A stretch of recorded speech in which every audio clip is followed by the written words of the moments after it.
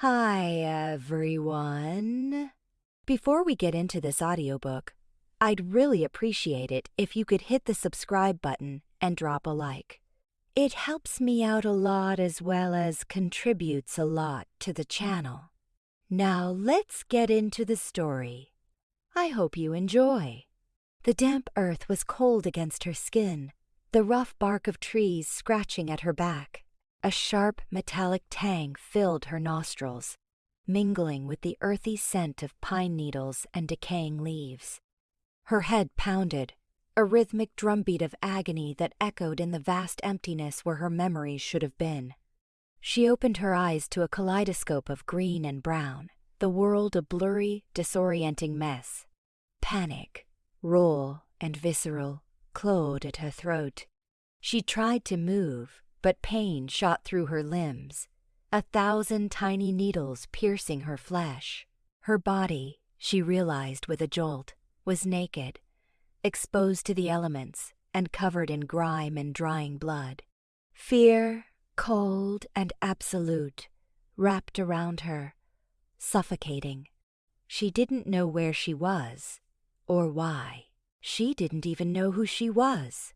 A name, any name, refused to surface in the swirling void of her mind. But then, as her fingers instinctively reached for the throbbing ache on her neck, she felt it. A raised, angry mark, burning beneath her touch. A strange, intricate symbol that pulsed with an unfamiliar, primal energy. It felt like a brand, a claim, a terrifying question mark etched onto her skin. The first thing she registered beyond the haze of pain was the sound of voices, deep and urgent, cutting through the rustling leaves. Footsteps, heavy and deliberate, grew closer. Her heart hammered against her ribs, a frantic bird trapped in a cage. Was this rescue or something else entirely? She tried to push herself up, but her muscles screamed in protest, and she fell back, a whimper escaping her lips. Then, a shadow fell over her, blocking out the dappled sunlight. She squeezed her eyes shut, bracing for what she didn't know. A large hand, surprisingly gentle, touched her shoulder. A voice, low and resonant, filled with a mixture of concern and something she couldn't quite place, spoke close to her ear. "Easy, little one. You're safe now." She risked opening her eyes. Above her loomed a man, or rather, a figure of immense presence. He was tall, powerfully built, with dark, intense eyes that seemed to pierce through the confusion in her mind. His hair was the color of midnight, falling in loose waves around a rugged, angular face. There was a primal strength about him, an almost predatory grace, yet his gaze, as it swept over her battered form, held a surprising tenderness. He wore practical outdoor clothing, but there was an undeniable authority in his bearing. Behind him, she glimpsed other figures, equally large and watchful, their eyes holding a similar intensity. "She's badly hurt," another voice, equally deep, rumbled from behind the first man. "Andy, she's marked." The man above her knelt, his gaze focusing on the angry symbol on her neck. A profound, almost possessive look crossed his face, a flicker of something ancient and powerful. His fingers, calloused but gentle, brushed over the mark, and a jolt, an unexpected surge of energy, shot through her, startling her. It wasn't painful, but it was raw, primal, and deeply unsettling. "It's a true bond mark," the second man murmured, his voice hushed with a hint of awe. "The Alpha's mark. The Alpha." The word resonated with an odd familiarity, a primal chord struck deep within her. The man above her, the one whose touch made her skin tingle, was the Alpha. He looked at her again, his dark eyes intense. A strange mixture of relief, wonder, and a possessive glint she couldn't quite comprehend. "You're my mate," he stated, his voice a low rumble, not a question, but a profound declaration. My bonded mate. Her mind reeled. Mate? Bonded? Alpha? She didn't remember him. She didn't remember anything. Her world was a terrifying blank slate, yet this powerful stranger was claiming her with uncertainty that left no room for doubt. Panic began to recede, replaced by a deep, confusing sense of dread. If he was her mate, why couldn't she remember him? Why was she here, naked and bleeding in the woods, with no memory of her own name, let alone a life shared with this dominant, imposing man? The Alpha, sensing her distress, moved with surprising swiftness. He stripped off his heavy outer shirt, a dark, durable fabric, and gently draped it over her, shielding her exposed body from the gaze of the others. The fabric was rough, but it carried his scent, a deep, earthy, primal aroma that was both foreign and strangely comforting. "We need to get her back to the pack house," he commanded, his voice firm, his eyes sweeping over his men. "Carefully. She's weak, and we need to get her healed." Two of the other men, equally large and strong, moved forward. She tensed, but the Alpha's presence was a calming anchor, an unspoken assurance of safety, despite the terrifying mystery that surrounded her. They lifted her gently, supporting her injured body. The world swayed as they began to move, the sounds of the forest blurring into a rhythmic thud of footsteps. She closed her eyes, exhausted and overwhelmed, the Alpha's declaration echoing in her mind. "You're my mate," a stranger's claim, a marked neck, and a blank slate where her life should have been. Her journey had just begun, and she had a terrifying feeling it would be unlike anything she could possibly imagine. The journey through the woods was a kaleidoscope of swaying trees and muffled sounds. She was cradled gently, her head resting against a broad, solid chest, likely one of the Alpha's men. The rhythmic pounding in her head slowly subsided, replaced by a dull ache that seemed to encompass her entire body. The Alpha's shirt, draped over her, smelled strongly of pine, earth, and something undeniably masculine, a scent that was both unfamiliar and strangely grounding.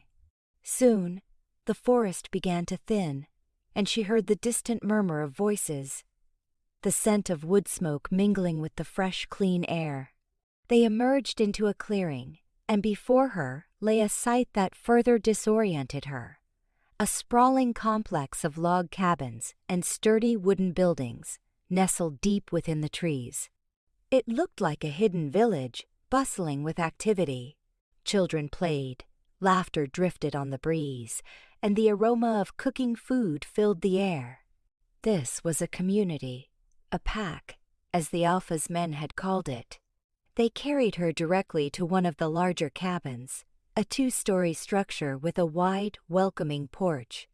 As they entered, the interior smelled faintly of herbs and warm hearth. She was gently laid onto a soft bed, its blankets smelling of lavender and cleanliness. The Alpha stood over her, his gaze unwavering, a silent sentinel. Soon, a kind-faced woman with a braid of silver hair and gentle, knowing eyes approached. She carried a basket filled with herbs and bandages. "Let me see to her, Alpha," she said, her voice calm and soothing. She moved with quiet efficiency, examining the cuts and bruises that marred her body.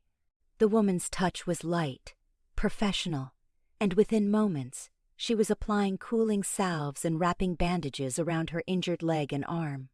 The Alpha watched, his powerful frame tensed, his dark eyes missing nothing. When the woman's gaze landed on the mark on her neck, a brief flicker of awe crossed her face, quickly replaced by a profound respect. "A true bond, Alpha," she murmured again, ancient and strong. "The mother's blessing." "The mother's blessing?" The words meant nothing, yet they resonated with a deep, almost spiritual weight. As the woman continued to tend to her, she felt a quiet presence at her side. The Alpha had sat down on the edge of the bed, his large hand gently resting on her forehead, his thumb stroking her temple. His touch sent a strange, comforting warmth through her, settling the frantic beat of her heart. "You're safe here," he repeated, his voice a low rumble, the words a balm to her raw nerves. "My name is Zev. I'm the Alpha of the Crescent Moon Pack, and you are my mate." Zev, Crescent Moon, Pack, Mate. The words were a puzzle, pieces of a world she didn't remember, but they held a strange power, drawing her in. She tried to speak, to ask questions, but her throat felt dry, her voice a weak rasp.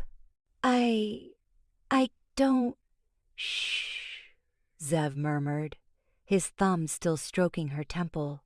"Rest now. We'll talk when you're stronger.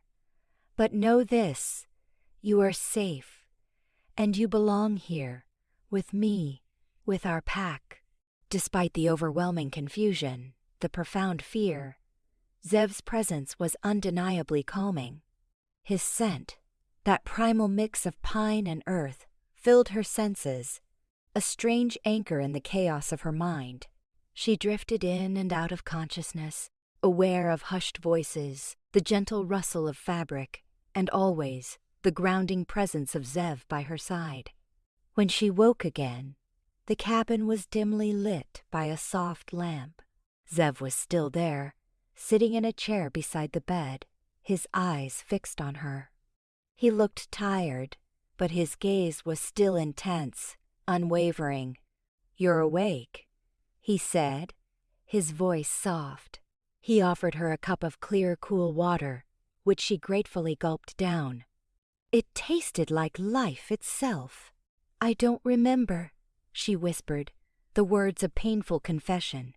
"Anything, my name, who I am, how I got that mark. Nothing." She reached for her neck, her fingers touching the raised skin, still tender but less inflamed. Zev's expression clouded with a mixture of concern and something she couldn't quite decipher, a deep sorrow. He reached out, his fingers gently tracing the mark on her neck. "This is the Alpha's true mate mark. It's a rare and powerful bond. It means our souls are destined, intertwined. We were meant to find each other." His eyes searched hers, a silent question in their depths. "We were to have a bonding ceremony in a few days. We've been courting for months. You were excited." "We all were." His voice was low, filled with a raw emotion that tugged at something deep within her, a ghost of a feeling she couldn't grasp. Do you truly remember nothing of us?" The blankness in her mind was a terrifying abyss. She shook her head, tears welling in her eyes. "Nothing, Zev. It's all gone." The pain of not knowing, of having her entire identity erased, was almost as acute as her physical injuries. This powerful man, her supposed mate, was a complete stranger, yet he spoke of a shared history, a deep connection that was utterly foreign to her. The mark on her neck burned, a silent testament to a bond she couldn't recall. A terrifying truth etched onto her very being. The days that followed were a blur of healing and gentle revelations. The silver-haired woman, whose name she learned was Ilara, the pack's primary healer, visited her all regularly. Ilara's touch was warm, her salves potent, and slowly, the physical pain receded, the cuts closed, the bruises faded, and the ache in her leg and arm transformed into a dull throb, a reminder of the trauma her body had endured. Ilara spoke, in soft, soothing tones, offering herbal teas and comforting words, but she also subtly observed her knowing eyes seeming to probe the depths of her lost memories. Zev was a constant presence.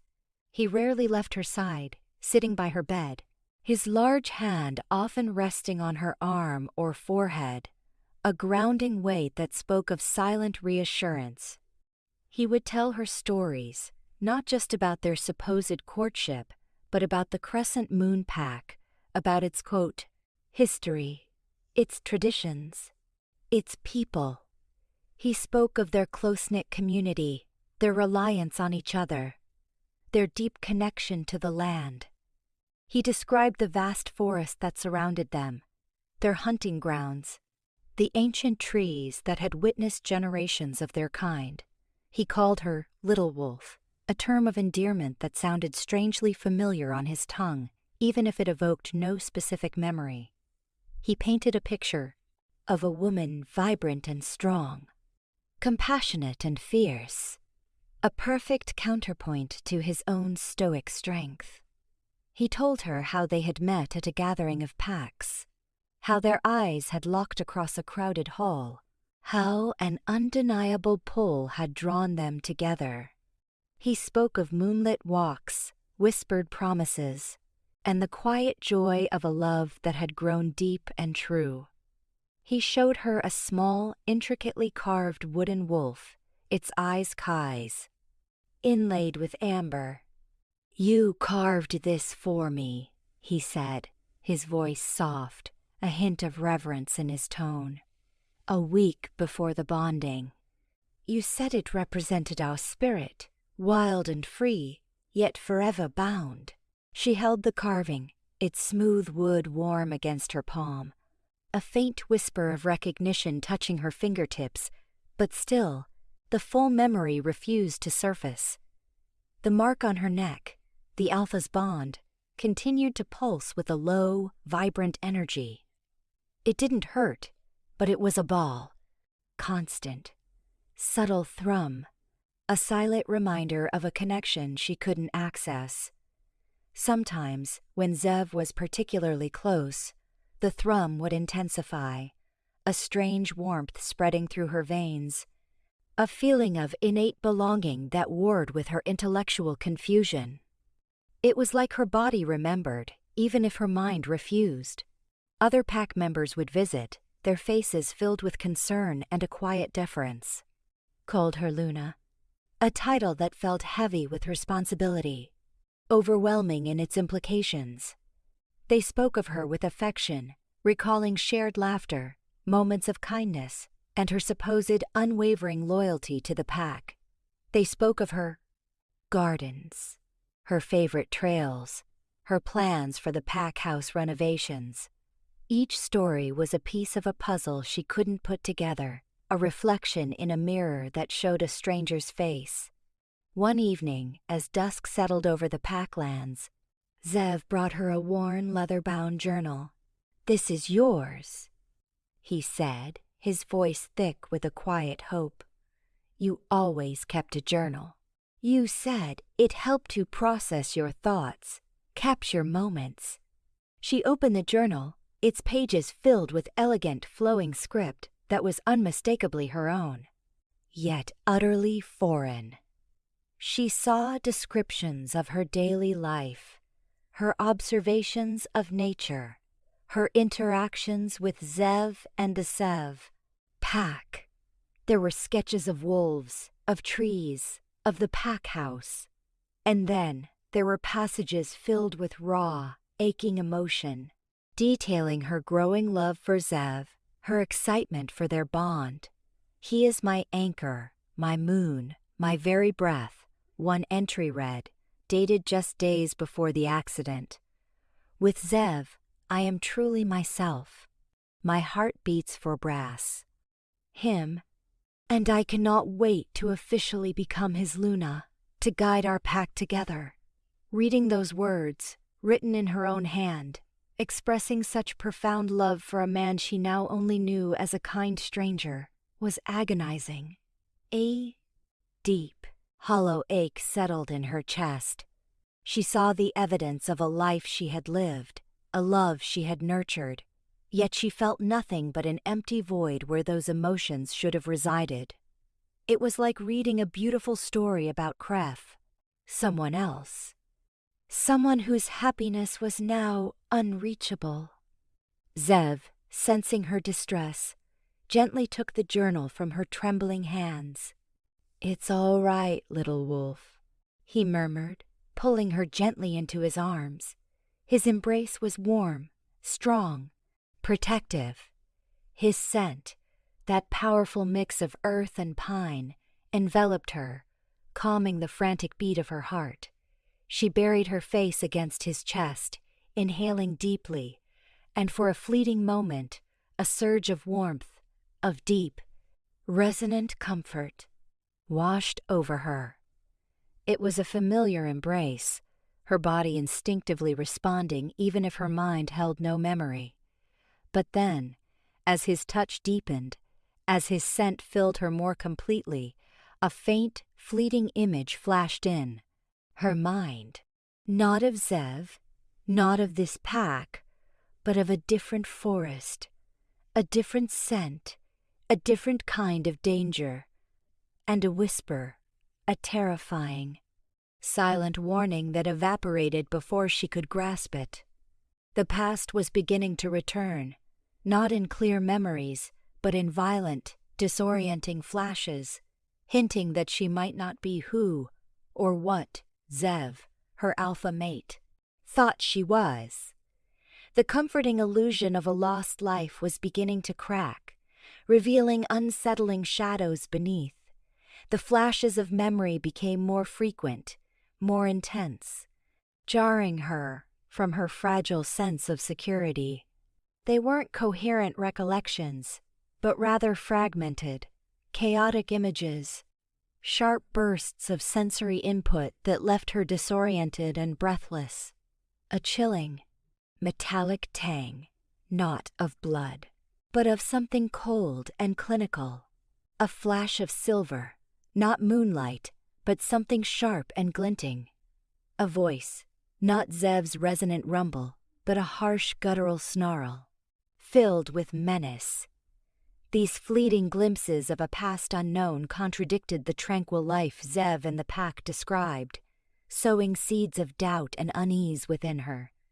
She tried to push them away, to cling to the comforting narrative of her lost love and belonging. But the dissonance was agonizing. How could she have been a loving Luna to be, carving wooden wolves and writing passionate journal entries, if snippets of her memory hinted at something darker, something violent and cold? Zev, ever watchful, noticed her increasing agitation. He would find her staring blankly into space, her brow furrowed, a silent tremor running through her. He'd approach gently, his presence a calming anchor, but even his touch, once purely comforting, now sometimes triggered a jolt of alarm, a phantom memory of restraint, of confinement. "What is it, little wolf?"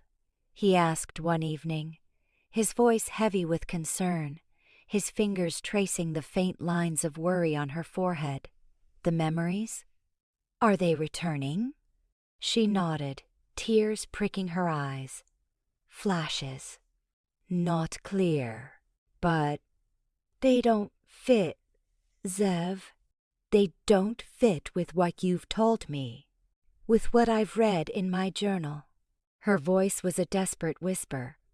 "There's metal, and cold, and a different kind of scent, not like the forest, but sterile, and a terrible rage." His expression darkened, a flicker of something unreadable, almost protective in his eyes. He pulled her closer, his embrace firm. "Your mind has been through a great trauma, my love. It's natural for memories to be disjointed.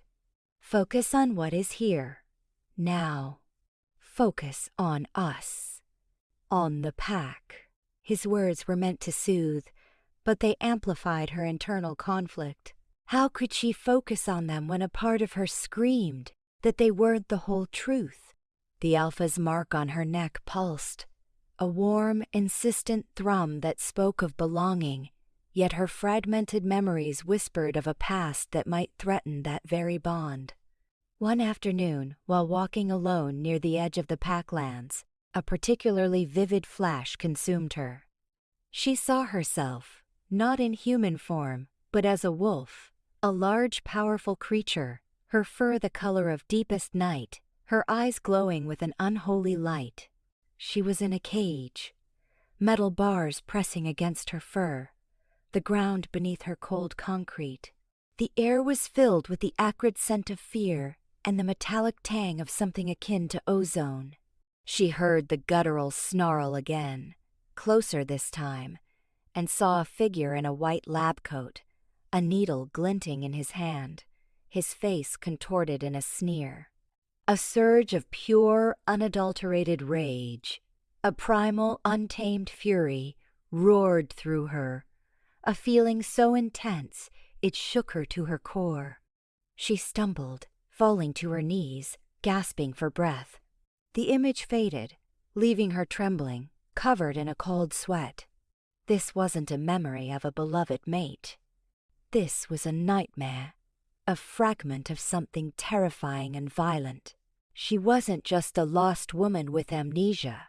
She was a creature who had known confinement, pain, and a rage that felt utterly primal. When she returned to the pack house, pale and shaken, Zev met her at the door, his eyes immediately assessing her distress. He took her arm, his touch firm, his brow furrowed with concern. "What happened?" he demanded, his voice low, a controlled intensity in his tone. She looked at him, her eyes wide with terror. I was caged, Zev. I was a wolf, a dark wolf, and there was a man in a white coat. He was hurting me." Her voice was a choked whisper, the memory still fresh, horrifying. "And the rage, Zev. It was so strong. I felt like I could tear the world apart." Zev's face hardened, a muscle twitching in his jaw. He pulled her into the study, a room filled with maps and ancient texts. He turned to a large, ornate wooden chest, its surface carved with intricate pack symbols. He opened it, revealing a collection of ancient scrolls and worn leather-bound books. From a hidden compartment, he retrieved a single, heavy tome, its cover unadorned, its pages yellowed with age. "This," he said, his voice grave, "is the oldest history of our pack, passed down from alpha to alpha. It speaks of prophecies, of legends, and of a very rare, very powerful kind of wolf." He opened the book, his finger tracing lines of ancient script. "Not all wolves are born of our lineage, little wolf," he said, his gaze meeting hers, intense and serious. "Some are created through unspeakable experiments, driven by the desire to control our kind, to weaponize our power. They are called the shadow wolves. Dark, powerful, often without memory of their true lineage. Born of pain and rage." He paused, his gaze softening, yet holding a deeper worry. "And there is one legend of the first shadow wolf, a female, a being of immense power whose rage could devastate entire lands. She was believed to be destroyed centuries ago." Her blood ran cold. Shadow wolf, dark wolf, created. The pieces clicked into place with horrifying clarity. The sterile scent, the metal cage, the white coat, the primal rage. It wasn't a fragmented memory of her life as Zev's mate. It was a memory of her origin. She looked at the alpha's mark on her neck, now pulsing with a terrifying intensity, a silent scream of truth. "You're my mate," Zev had said. But if she was a shadow wolf, an ancient, feared creation, then who was he truly bound to? And what would happen to their bond, to their pack, if they knew what, or who, she truly was? The horrifying truth, once a whispered suspicion, was now screaming in her mind, threatening to shatter the fragile peace she had found and revealing a destiny far more dangerous than simple amnesia. The revelation hung in the air between them, thick and suffocating. The ancient tome lay open, its pages revealing a terrifying possibility that mocked the gentle narrative of love and belonging Zev had carefully constructed. Carl's blood ran cold, the familiar ache in her injured body replaced by a profound, chilling fear that resonated to her very core. She was not just a lost woman. She was a potential weapon, a being forged in darkness and pain, a creature of legend. Zev's face was a mask of conflicted emotions, shock, disbelief, and a profound, aching sorrow. His eyes, usually so clear and resolute, were clouded with worry, betraying the immense burden of this terrifying truth. He looked at the mark on her neck, then back at her, his gaze searching, desperate for reassurance, for a denial she couldn't give. "A shadow wolf," he finally whispered, the words heavy with disbelief.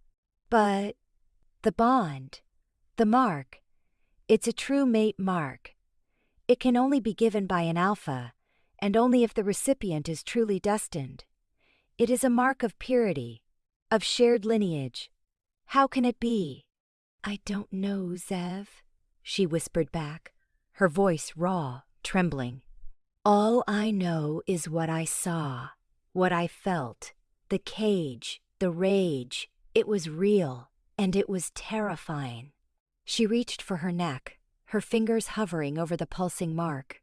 "What does this mean for us? For the pack?" He rose, pacing the study, his powerful frame radiating a barely contained turmoil. "The legends say the shadow wolves were created by an ancient, rogue human organization, obsessed with controlling our power, bending it to their will. They used dark magic, twisted science, to force shifts, to amplify abilities, to create compliant deadly soldiers. They were monsters, driven by fury, programmed to obey." He stopped, turning to face her, his eyes filled with a desperate intensity. "But they were supposed to be destroyed. The last known shadow wolf was eradicated centuries ago."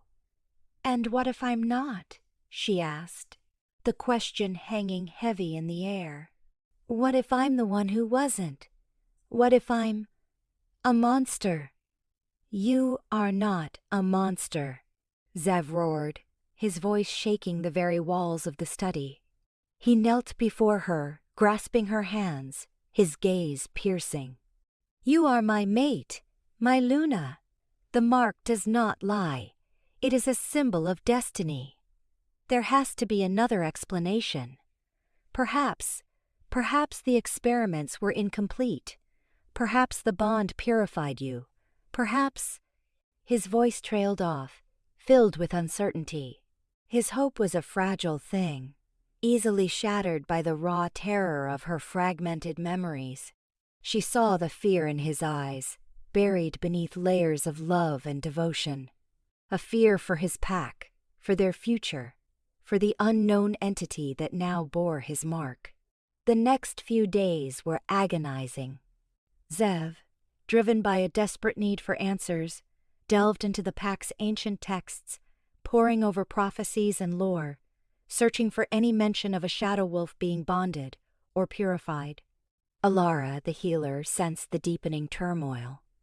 She performed more thorough examinations, her knowing eyes searching for clues, but found nothing physically abnormal beyond the lingering effects of the accident. She spoke of the spiritual significance of the bond, the impossibility of a true mate mark on an unpure soul, further deepening the mystery. Meanwhile, the fragmented memories continued to plague her, each flash more disturbing than the last. She saw herself, the dark wolf, breaking free, a trail of destruction in her wake. She saw a forest ablaze, not with natural fire, but with something colder, more destructive. She saw a flicker of triumph in the lab-coated man's eyes, a perverse satisfaction in her rage. These were not the actions of a benevolent Luna. They were the actions of a creature of immense, uncontrolled power. One night, unable to sleep, she slipped out of bed, her body now mostly healed, her movements no longer hindered by pain.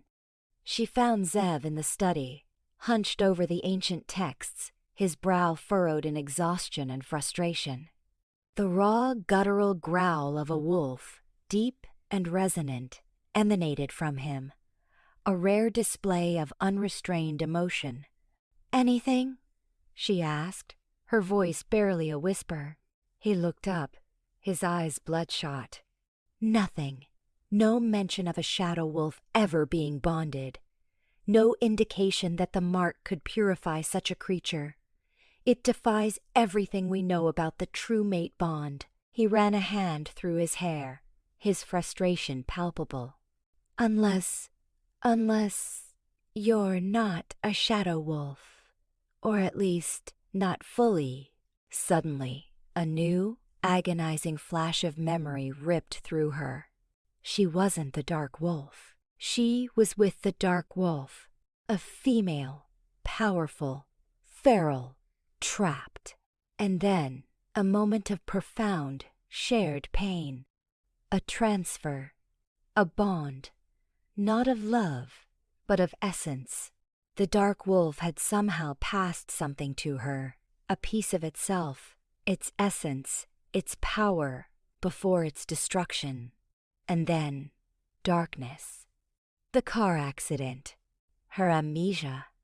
She gasped, stumbling back, clutching her head as the full, horrifying implication dawned on her.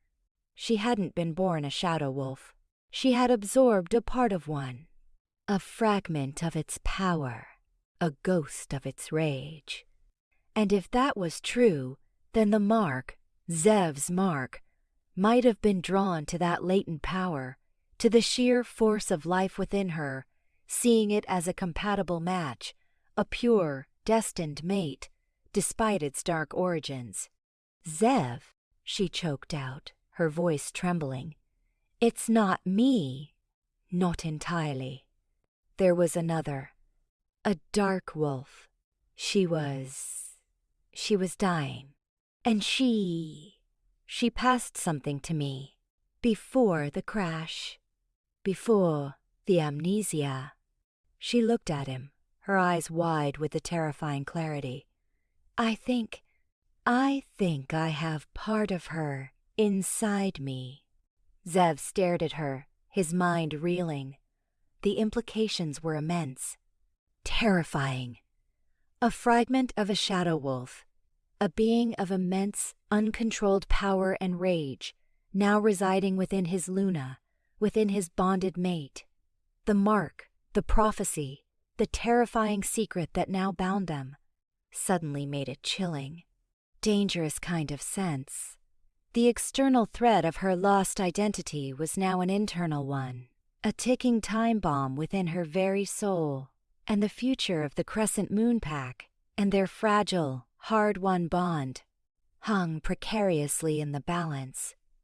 The revelation that she might carry a fragment of a shadow wolf's essence sent a fresh wave of terror through her, eclipsing even the confusion of her amnesia. The idea that a creature of engineered rage and destructive power resided within her, potentially dormant but ever present, was a horrifying thought. Zev, however, seemed to grasp the implications with a frightening clarity that spoke volumes about the depth of his knowledge of their, quote, ancient lore. His initial shock quickly gave way to a grim determination. He immediately pulled more ancient scrolls from the chest, his fingers flying over the delicate parchment. His gaze was intense, his brow furrowed in concentration. "If this is true, little wolf," he said, his voice low and firm, "if you truly absorbed a part of her, then the bond, my mark, it must be fighting it, trying to purify it, to integrate it, or to suppress it." Ilara, sensing the urgency from the study's palpable tension, entered quietly. Zev quickly explained the new, terrifying theory. Ilara's face, usually serene, blanched.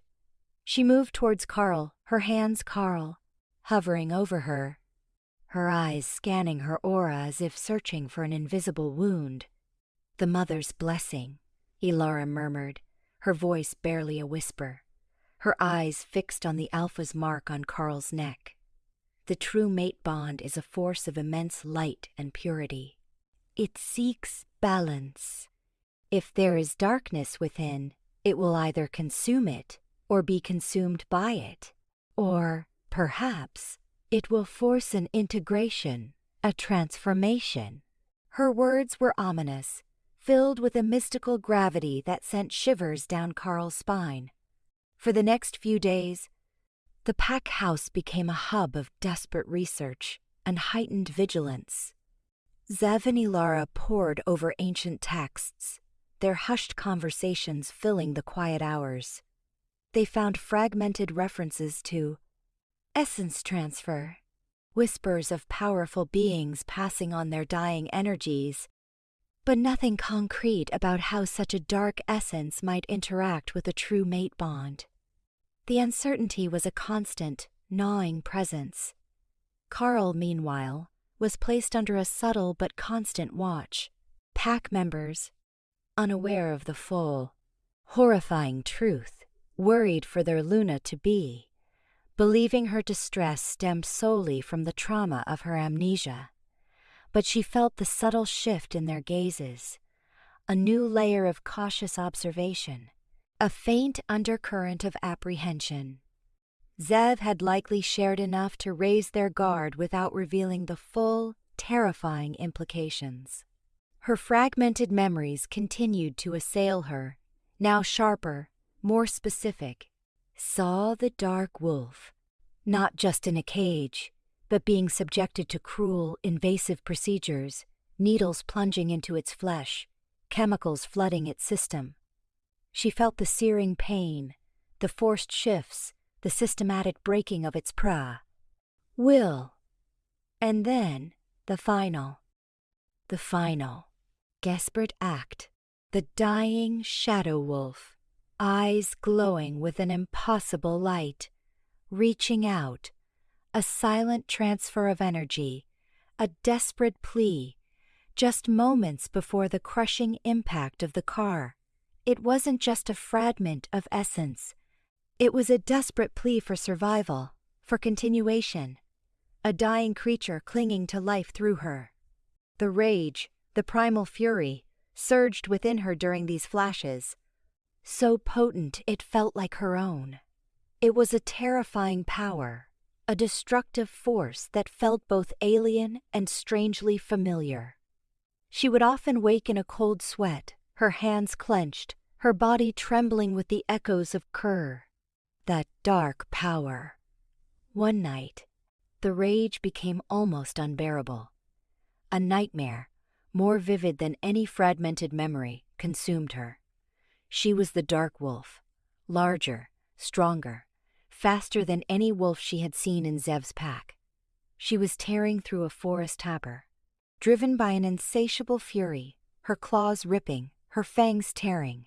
The lab-coated man was there, fleeing, screaming, and the satisfaction of his terror was immense, intoxicating. She woke with a gasp, her body drenched in sweat, her heart hammering against her ribs. The Alpha's mark on her neck was throbbing, hot and insistent, as if battling an unseen force. She felt an uncontrollable tremor run through her, and then a faint, metallic taste in her mouth. She looked down at her hands. They were trembling, and in the dim light, she could almost see a faint, dark aura shimmering around her fingertips. It was the Shadow Wolf's essence, manifesting, fighting for control. Zev burst into the room, alerted by her sudden gasp. He took one look at her, at the raw terror in her eyes, at the faint shimmer around her hands, and his face paled. "Little wolf," he whispered, his voice laced with fear. What did you see? The rage, Zev, she choked out, tears streaming down her face. It's not just a memory. It's in me, and it wants out. I felt like I could hurt someone, like I could destroy everything. Her voice broke, laden with a horrifying realization. I think I'm shifting, Zev. Not into me, into her. The alpha's mark on her neck pulsed violently, a battle raging beneath her skin. Zev's eyes, filled with a desperate, protective love, hardened with resolve. He knew the risk. If the shadow wolf's essence fully consumed her, if she shifted into that primal, uncontrollable form, their bond could be shattered, and the pack, his people, could be in grave danger. He had to act. He had to choose between his mate and the safety of his pack. But the unwavering love in his eyes spoke volumes. He would fight for her, for their bond, no matter the cost. The dark essence within her, however, was already stirring, threatening to erupt, and the battle for her soul and the future of the Crescent Moon Pack was about to begin. The air in the room crackled with a terrifying energy. Carl's words, I think I'm shifting, Zev. Not into me, into her. Hung heavy, a death knell to their fragile hope. Zev's face was a mask of grim determination, his love for her warring with the stark, horrifying reality of the threat. The alpha's mark on her neck throbbed violently, its pulse a frantic drumbeat against the surge of primal rage that now threatened to consume her. He moved swiftly, his movements powerful and precise. "Elara!" he roared, his voice carrying the full weight of his alpha command, an urgency that brooked no delay. Elara burst into the room, her eyes immediately assessing the situation. She saw the tremor in Carl's body, the faint, dark shimmer around her hands, the terror in her eyes, and the frenetic pulsing of the alpha's mark. Her face paled, but her hands, usually gentle, became purposeful. The suppression ritual, Elara stated, her voice low and grave.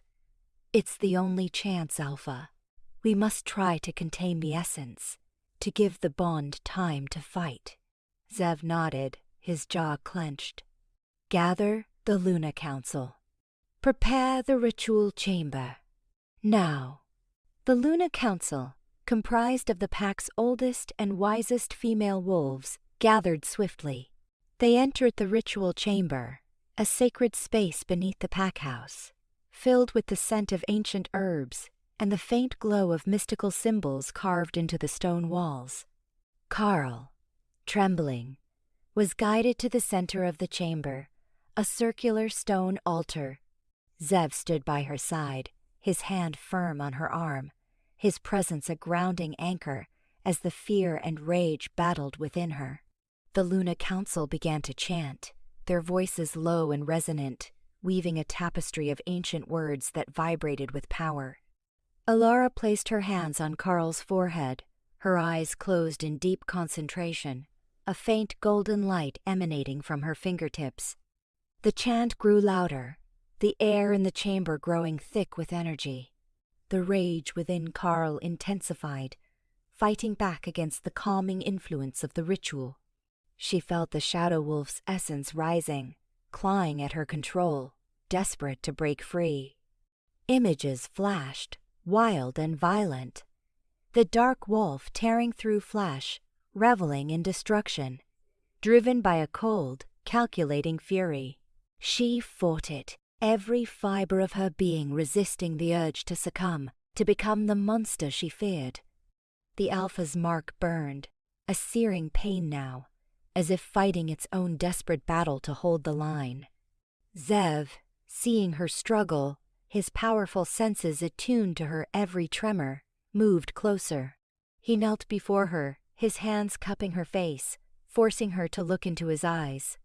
His gaze was fierce, unwavering, filled with an unyielding love that pierced through the chaos. "Fight it, little wolf," he commanded, his voice a low primal growl cutting through the chanting. "Fight her! Remember us! Remember the bond! You are my Luna! You are pure! This is not who you are!" His words were a lifeline, a desperate plea that resonated deep within her. She clung to his gaze, to the image of his fierce, protective love. The Alpha's mark on her neck flared, a blinding white light now, as if drawing on Zev's own formidable will and the ancient power of their bond. The darkness within her recoiled, shrieking in silent protest against the purity of the bond. But the Shadow Wolf's essence was powerful, a millennia of engineered rage fighting for dominance. A violent tremor ran through Carl's body.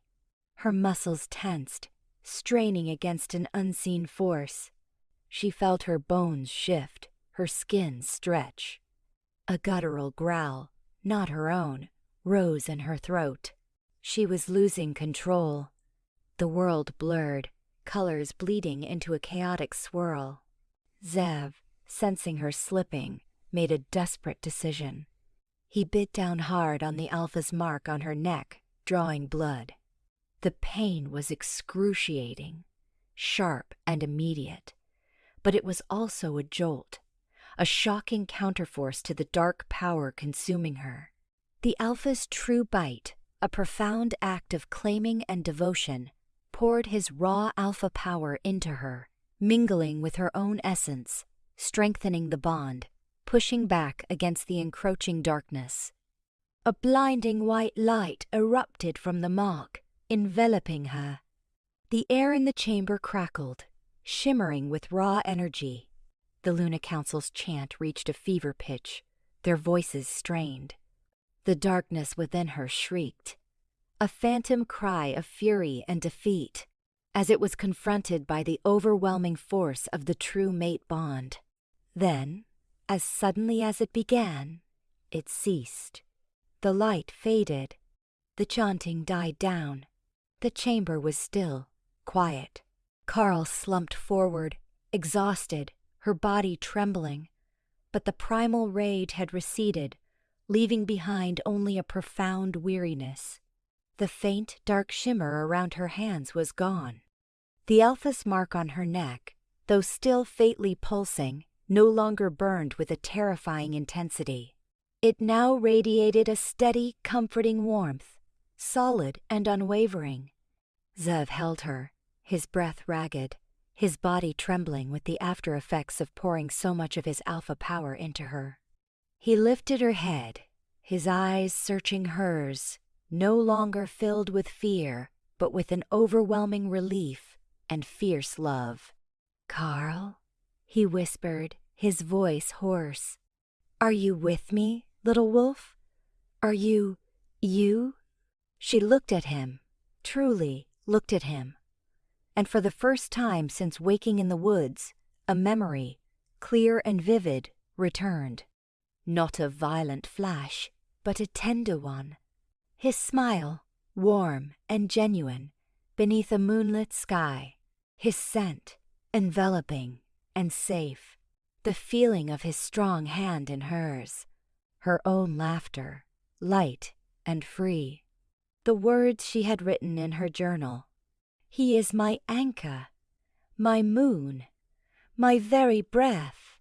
A tear, warm and real, traced a path down her cheek. "Zev," she whispered, her voice weak but clear. I remember us." And for the first time, she truly knew her name, not as a blank word, but as the essence of herself. "I'm Carl." The return of her memories, however fleeting, was a beacon of hope. But the suppression ritual had been a desperate measure, a temporary containment. The Shadow Wolf's essence was still within her, dormant for now, but a constant, dangerous reminder of the power she wielded, and the threat it posed. The bond had held, But the battle for her soul and the delicate balance of the Crescent Moon Pack was far from over. A fragile peace had settled, but the whispers of the past and the immense power she now carried promised a challenging, perilous path ahead. The return of her memory, even a fragmented sliver, was a miracle. The name Carl, her own name, felt like a homecoming, a warm anchor in the sea of her amnesia. But it was fleeting, a glimpse into a life she still couldn't fully grasp. The most profound memory was of Zev, his smile, his touch, the love they shared. It was enough to quiet the terrified cries of the shadow wolf's essence within her, for now. Zev held her close, his relief palpable. The Luna Council murmured, their faces etched with exhaustion, but also a dawning hope. Ilara, her energy depleted from the powerful ritual, sagged against the altar, her breath coming in ragged gasps. The bond held, Ilara whispered, her voice hoarse. But it was a near thing, Alpha. The essence is dormant, but not gone. It sleeps. She looked at Carl, her eyes filled with a mixture of awe and caution. It is a part of her now. The question is, can she control it? Can the bond truly purify it, or will it remain a ticking time bomb? The days that followed were a testament to the pack's resilience and Zev's unwavering commitment. Carl's physical wounds healed completely, leaving only faint scars, like whispers of the trauma. But the internal battle raged on, a silent war within her soul. The shadow wolf's essence, though suppressed, still hummed beneath her skin, a low, constant vibration that served as a chilling reminder of its presence. Her memories returned in slow, agonizing drips, not in a flood, but in fractured pieces. She remembered snippets of her childhood, faint images of a loving family, the warmth of laughter, the familiar scent of home. She remembered her early shifts, the thrill of running free as a wolf, the deep connection to nature. And then, the more recent past, her life with Zev, the moments of tenderness, the joy of falling in love, the excitement leading up to their bond. These cherished memories were a stark contrast to the horrifying flashes of the lab, the cage, the cold men in white coats. She was two halves, two distinct histories, battling for dominance within one mind. Zev remained her steadfast anchor. He listened patiently to her fragmented recollections, his hand always near, his presence a comforting weight. He encouraged her to speak, to process, to acknowledge both the light and the shadow within her. He never wavered in his belief in her, never treated her as a monster, only as his mate, his Luna, despite the terrifying power she now carried. Ilara continued her research, poring over ancient texts, seeking any forgotten lore, any lost ritual that could permanently neutralize the shadow wolf's essence. She believed that the bond, Zev's alpha bond, held immense purifying power, but it needed a catalyst, a deeper understanding of how to truly integrate or expel the dark energy. One morning, while Carl was helping Ilara sort herbs in the pack's infirmary, a familiar, unsettling scent wafted through the air, faint but undeniable. The sterile, metallic tang of the lab. Her blood ran cold. It wasn't a memory this time. It was real. Ilara, Carl whispered, her voice strained. Do you smell that? Ilara sniffed the air, her brow furrowing. A strange scent. Chemical, almost. But it's faint. Perhaps a stray scent carried by the wind? But Carl knew. It was the scent of her captivity, the scent of the men who had created the shadow wolves. A sudden, terrifying thought struck her. The car accident. Her amnesia. The timing was too precise. What if it wasn't just an accident? What if they were looking for her? What if they knew she had absorbed the essence? She rushed to Zev, her heart hammering against her ribs. Zev, I smelled it. The lab. That sterile, metallic scent. It's close. And the accident. I don't think it was an accident. I think they found her, and me. I think they're coming for us. Zev's face hardened, his alpha senses instantly attuned to her fear, to the subtle shift in the wind that carried the faint, unsettling odor. He didn't dismiss her, didn't doubt her. The possibility of their enemies returning, of the ancient human organization resurfacing, was a threat he had always known existed, a lingering shadow over their existence. Alpha, a young pack warrior, burst into the study, his face pale, his breath ragged. Perimeter breach, human scent, multiple, and a strange chemical odor. It's like nothing we've encountered before. Zev's eyes met Carl's, a grim understanding passing between them. The fragile peace was shattered. The past had not only returned, but it had followed her, bringing with it the very forces that had created the Shadow Wolves. The dormant essence within her stirred, responding to the threat, the familiar hum of ancient power now tinged with a dangerous, primal readiness. Prepare the pack, Zev commanded, his voice now ringing with alpha authority, all traces of doubt gone. Sound the alarm. This is not a hunt. This is a war. And they are coming for my mate. Kyle felt the tremor of the Shadow Wolf's essence within her, not as uncontrolled rage this time, but as a surge of protective power, a primal readiness for battle. Her lost memories, her traumatic past, were converging with her present, demanding that she confront her origins and fight for the life and the mate she now remembered. The true test of the Alpha's bond, and the purification of the dark essence within her, was about to begin on the bloody battleground of the Crescent Moon Pack lands. The alarm howled, a guttural warning that echoed through the dense forest, sending shivers down Carl's spine. The serene, hidden village that had become her sanctuary was abruptly transformed into a hive of defensive activity. Wolves, in various stages of shift, moved with swift purpose, their eyes gleaming with determination. The pack was preparing for war. Zev, his face grim, his movements precise, barked orders. Warriors, formidable and ready, fanned out, taking strategic positions. The elders, including Ilara, moved to secure the younger, more vulnerable pack members. The air crackled with tension, the scent of fear mingling with the metallic tang that grew stronger with every passing moment. "Stay with Ilara," Zev commanded, his voice tight, his eyes blazing with a protective fury as he turned to Carl. "You are not fully healed, and your current state." He didn't finish the sentence, but the implication was clear. The risk of the Shadow Wolf's essence taking over in the heat of battle was too great. But Carl shook her head, a fierce resolve hardening her features. The suppressed essence within her was stirring, not with uncontrolled rage, but with a surprising clarity, a tactical awareness that resonated with her fragmented memories of the Dark Wolf's past. "No, Zev, I can't. I'm part of this.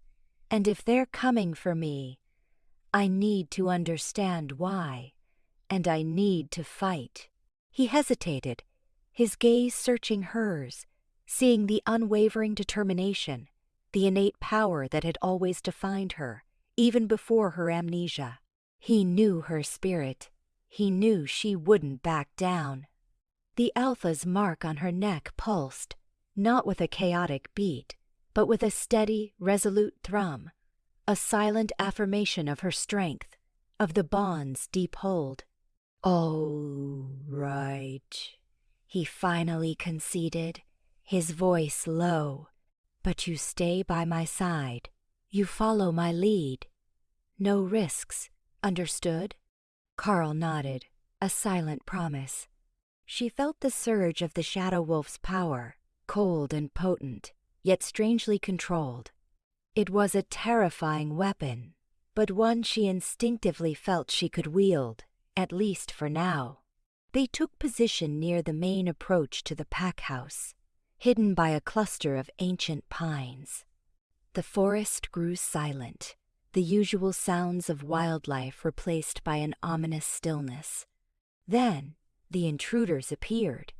Not wolves, but humans, clad in dark tactical gear, their faces obscured by helmets and gas masks. They moved with a chilling efficiency, carrying advanced weaponry, their movements precise, synchronized. And the metallic, sterile scent of the lab permeated the air, confirming Carl's terrifying premonition. These were the ones who had created the Shadow Wolves. They had returned. Among them, a figure in a pristine white lab coat stood out, his movements precise, his gaze sweeping the forest with an arrogant confidence.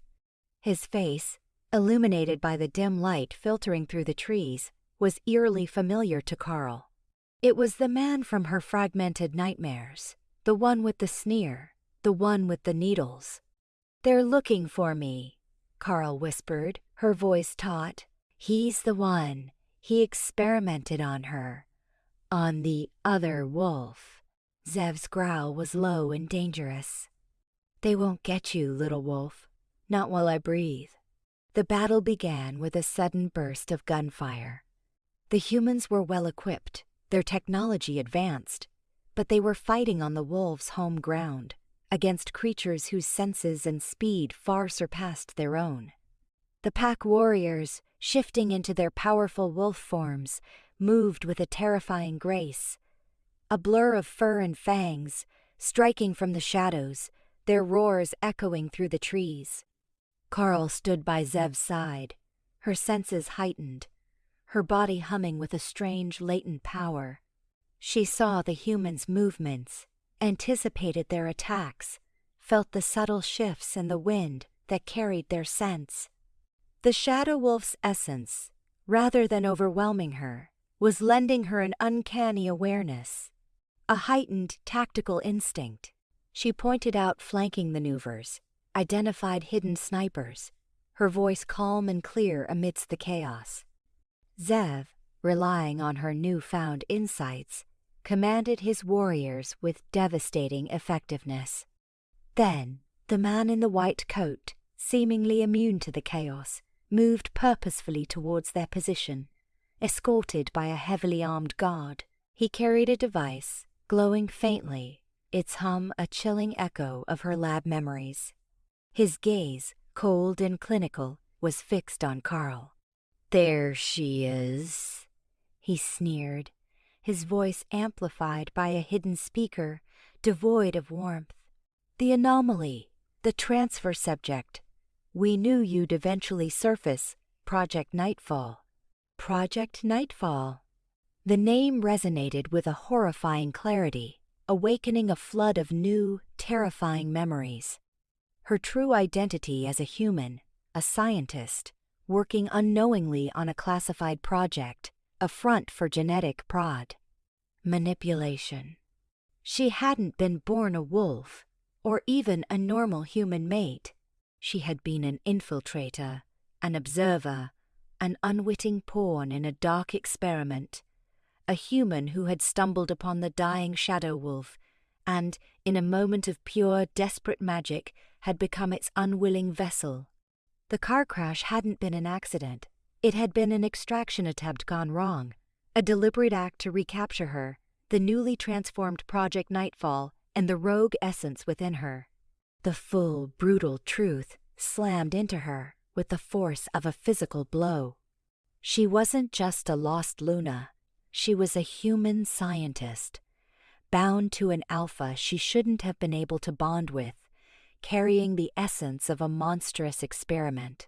The alpha's mark, once a symbol of pure love, now felt like a terrifying question mark, binding two disparate beings, human and wolf, to a dangerous, uncertain destiny.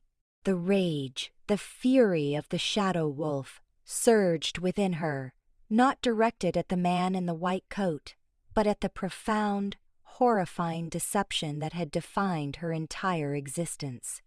She was not who Zev thought she was, nor was she what her past memories suggested. She was something entirely new, terrifying, and utterly unpredictable. The revelation of her true identity, a human scientist named Carl, struck her with the force of a physical blow, leaving her reeling. Project Nightfall. An anomaly. A transfer subject. It wasn't just the absorption of the Shadow Wolf's essence. It was the chilling realization that her entire life, or at least the part she was now recalling, was a lie. She wasn't a lost werewolf mate. She was an unwitting participant in a dark human experiment, a pawn in a game far larger and more sinister than she could have ever imagined. The amnesia wasn't just trauma. It was a convenient erasure, a blank slate for the true, horrifying story to be written. The man in the white coat, her former colleague, now her tormentor, advanced, his eyes gleaming with a cold, predatory intelligence. "Project Nightfall," he repeated, his voice amplified, cutting through the sounds of battle. "You're more valuable than we ever anticipated. The full integration, remarkable." Zev, sensing her inner turmoil, her sudden stillness amidst the chaos, pulled her behind a thick tree, shielding her with his body. "Carl, what is it? What did he say?" His voice was laced with urgency, his alpha senses picking up on the shift in her energy, the profound, agonizing pain of newly unlocked memories. "He knows me," Carl choked out, her voice trembling. "Not as a Luna, not as your mate, as Project Nightfall. I was a human. Zev, a scientist. They manipulated my team. We were unwitting pawns. I wasn't born a wolf. I was the one who found the shadow wolf. I was there when it died. I think I absorbed its essence in that moment." The words tumbled out, raw and painful. "The accident was them, trying to recapture me."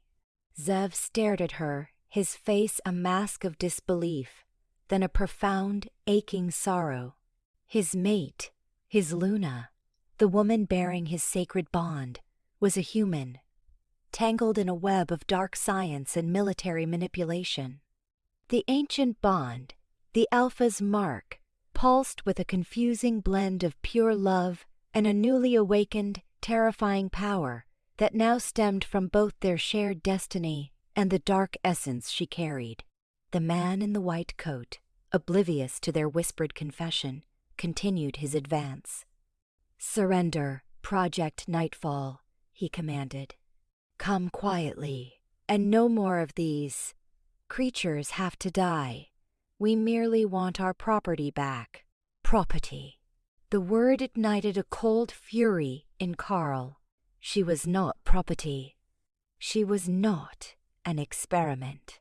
She was Carl, and she was Zev's mate, and she would fight for her freedom, for her identity, for the life she had started to remember.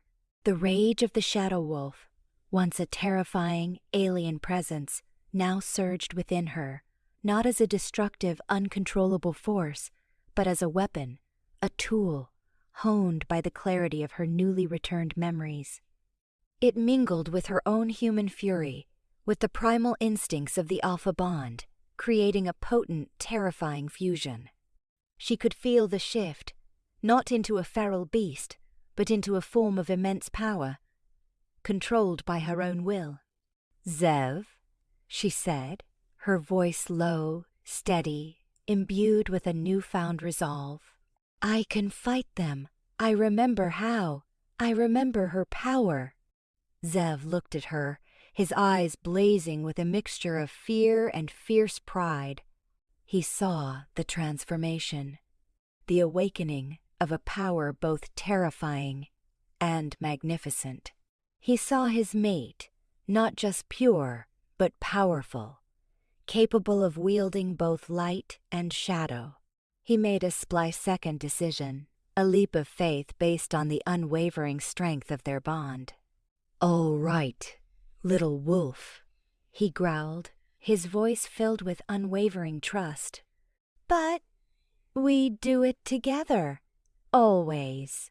He released her, and Carl stepped out from behind the tree, her gaze fixed on the man in the white coat. "I am not Project Nightfall," she stated, her voice ringing with defiance. "And I am not your property. My name is Carl, and I am the Luna of the Crescent Moon Pack." As she spoke, the Alpha's mark on her neck flared, a brilliant, pulsating light that seemed to draw power from the very ground beneath her. Her vision sharpened, her senses heightened to an impossible degree. She felt the Shadow Wolf's essence awaken within her, not consuming her, but becoming an extension of her will. Her body transformed, not into the feral, uncontrolled beast from her nightmares, but into a sleek, powerful wolf form. Her fur was the color of deepest night, shimmering with an ethereal luminescence, her eyes glowing with an intelligent, fierce determination, a terrifying blend of ancient power and human resolve. She was the Dark Wolf, yes, but she was her Dark Wolf, under her control. The man in the white coat stumbled back, his sneer replaced by a look of stunned horror. "Impossible!" he shrieked. "The integration was never meant to be complete. She shouldn't be able to control it." Carl, in her new, powerful wolf form, moved with a speed and grace that defied reality. She was a blur of dark fur, weaving through the trees, bypassing the armed guards with an almost supernatural agility. The primal rage of the Shadow Wolf, now tempered by her own intellect and the calming influence of the Alpha Bond, was a focused weapon, directed with chilling precision. She disarmed guards, neutralized threats, her movements swift and silent, a terrifying whisper of vengeance. Zev shifted into his own powerful alpha form, thought by her side, his roar echoing through the trees, a beacon of protective fury. He saw the power she wielded, the controlled ferocity, the strategic brilliance that spoke of her human intelligence fused with the raw power of the Shadow Wolf. It was a terrifying, beautiful sight, his mate, his Luna, reborn in the heart of battle. Carl faced the man in the white coat, her glowing eyes fixed on him. He trembled, dropping his device, his arrogance replaced by pure, unadulterated fear. What are you?" he stammered, backing away. "I am Carl," she growled, her voice a deep, resonant rumble, both human and wolf, terrifying and resolute. "And I am free." With a final, decisive move, she disarmed him, pinning him to the ground without a single injury, her glowing eyes burning into his. The battle raged around them, but in that moment, all that mattered was the confrontation between victim and tormentor, between creation and creator. She hadn't become the monster. She had become something far more powerful, a being who had embraced her duality, harnessing darkness for light, wielding chaos for control. The Alpha's mark on her neck pulsed, not with a terrifying battle, but with a vibrant, unwavering power, binding a human, a wolf, and a fragment of shadow into a destiny that would forever redefine the boundaries of their world. The war for the Crescent Moon Pack was far from over, but Carl, the anomaly, the Luna who was also Project Nightfall, had finally found her true strength, embracing all the terrifying, beautiful parts of herself. The roar of battle slowly subsided, replaced by the groans of the defeated and the triumphant howls of the Crescent Moon Pack. Carl, still in her magnificent dark wolf form, stood over the trembling scientist, her glowing eyes pinning him to the earth.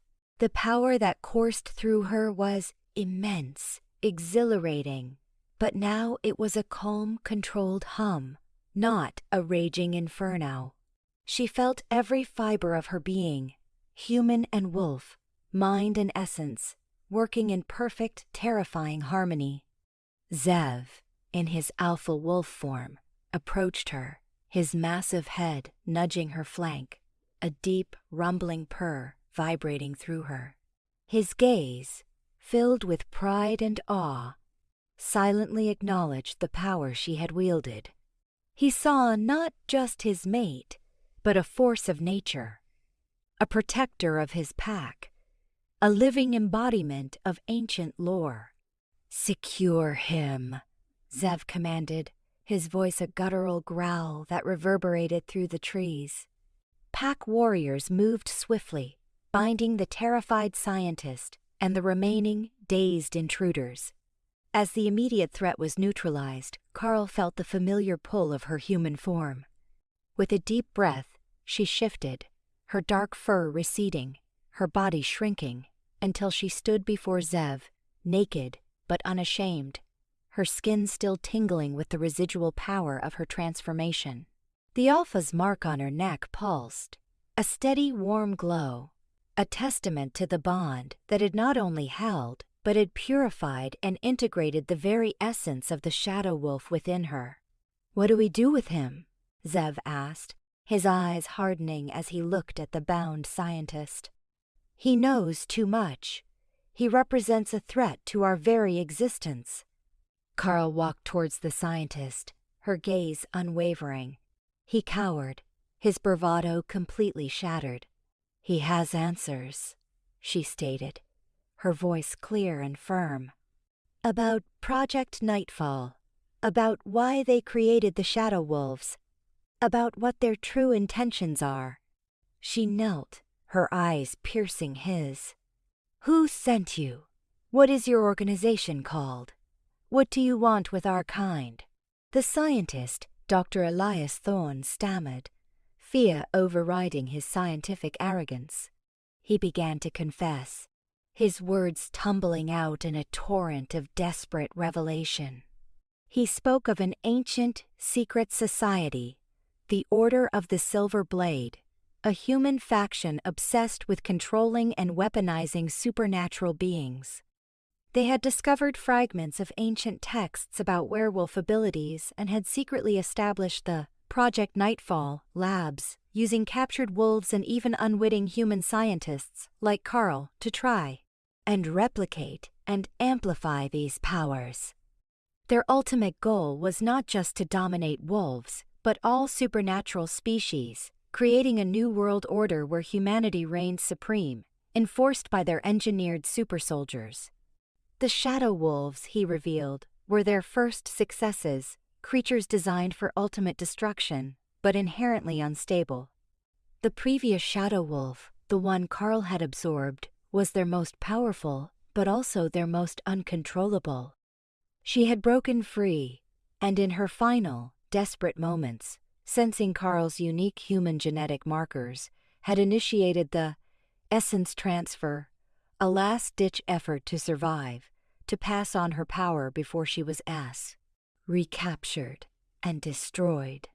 The car accident was indeed a recapturing attempt, but the sudden, massive influx of raw power into Carl, coupled with the impact, had caused her amnesia and allowed her to escape the immediate grasp of the Order.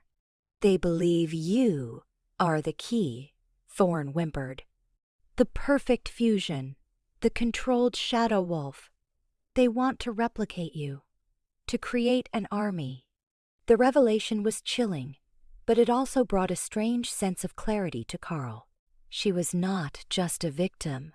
She was a unique, powerful entity, a bridge between worlds, and a potential threat to both if her power was misused. Zev listened, his face grim, his jaw clenched.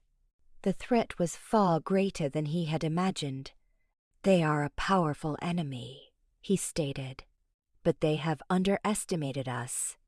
And they have underestimated my Luna."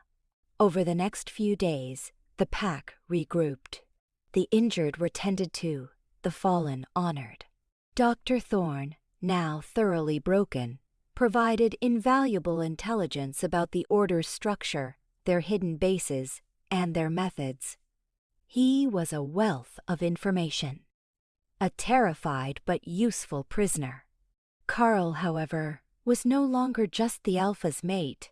She was Luna Carl, the woman who carried the essence of the Shadow Wolf, now perfectly integrated and under her control. Her senses were permanently heightened, her strength amplified. She could shift into her dark wolf form at will, the transformation smooth and controlled, no longer a terrifying battle for dominance.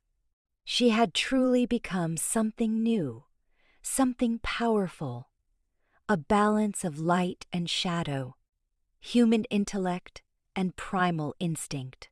Ilara, studying her, recognized the profound transformation. The bond, she mused, her eyes filled with awe. It didn't just suppress the essence, it integrated it. It purified it. The true mate bond saw not darkness, but potential. It saw you, Carl, and it understood. Carl looked at the Alpha's mark on her neck, no longer just a brand, but a symbol of her unique, terrifying, beautiful journey. It was a testament to Zev's unwavering love, to the power of their bond, and to her own resilience. She had woken up with no memory, bloodied and marked, but now she knew who she was. She was Carl, the Luna, the human scientist, the Shadow Wolf's vessel, and Zev's mate.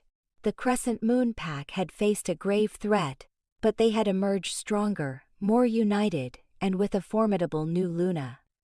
The war with the Order of the Silver Blade was far from over. It was a war they would face together, a united front of human ingenuity and primal power, led by an Alpha and his Luna, forever bound by a love that had defied all odds, transforming darkness into light, and turning a terrifying secret into an unstoppable force for their future.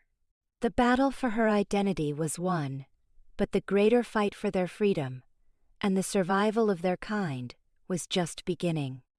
The Crescent Moon Pack, under Zev's leadership and Carl's unique insight, began to prepare for a larger conflict. The intelligence gleaned from Dr. Thorne was invaluable. They learned of the Order's vast network, their resources, and their chilling conviction that supernatural beings were a threat to humanity, to be either controlled or eradicated. This wasn't just a rogue group. It was a powerful clandestine organization with deep roots and far-reaching influence. Carl, now fully embracing her dual nature, became an indispensable asset. Her human scientific knowledge, combined with the heightened senses and tactical instincts of the integrated Shadow Wolf essence, gave them an unprecedented advantage.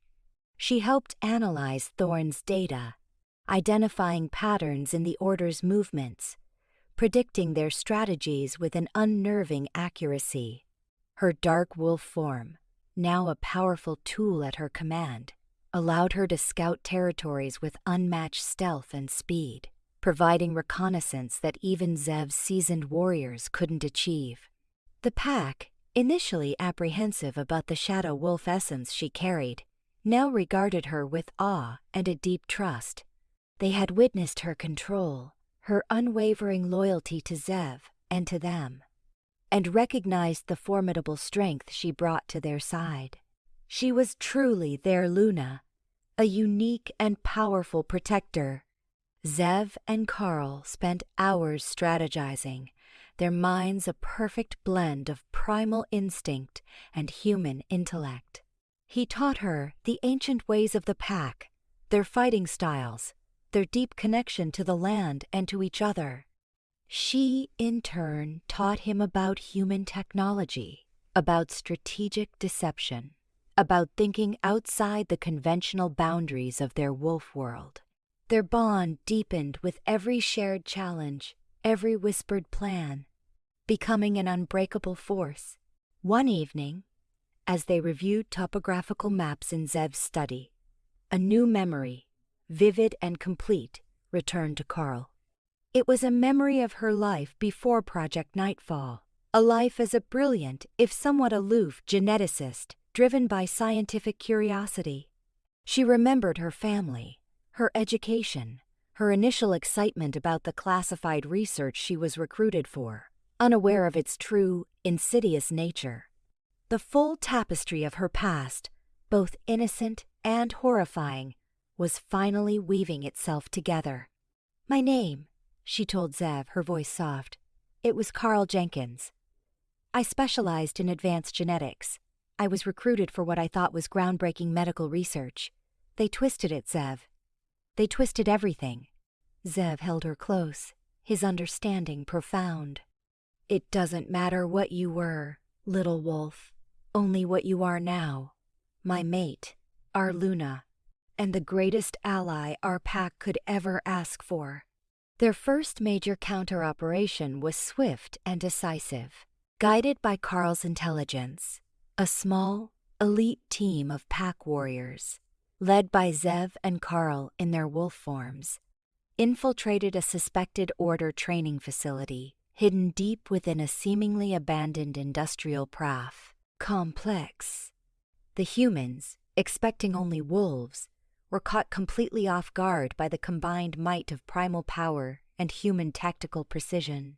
Carl, in her dark wolf form, moved like a phantom, disarming traps, neutralizing sentries, her glowing eyes cutting through the darkness. Zev, a force of raw, controlled power, breached their defenses with devastating efficiency. They liberated several captured supernatural beings, held for experimentation, and gathered more invaluable intelligence, blueprints, communication logs, and the names of key operatives within the Order.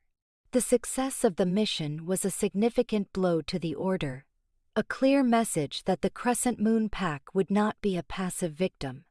The rescued supernaturals, a diverse group of fae, vampires, and other wolf shifters, were brought back to the Packlands. They were injured, traumatized, but grateful. Carl and Zev ensured they received care and shelter, offering them a temporary refuge within their Packlands. This act of compassion and alliance building marked a new era for the Crescent Moon Pack, extending their influence and solidifying their reputation as protectors, not just of their own kind, but of all supernaturals targeted by the Order. News of the Crescent Moon Pack's daring rescue spread through the hidden supernatural community. Other packs, once isolated, began to reach out, forming a tentative alliance against the common human enemy. Whispers of a powerful Luna who could command both light and shadow, a human-wolf hybrid, circulated among the various supernatural factions. Carl, once an anonymous amnesiac, was becoming a beacon of hope, a symbol of resistance against oppression. The war with the Order was far from over, but the tides were turning. The human organization, once operating in the shadows, was now exposed, their methods revealed. The supernatural world, once fragmented, was beginning to unite.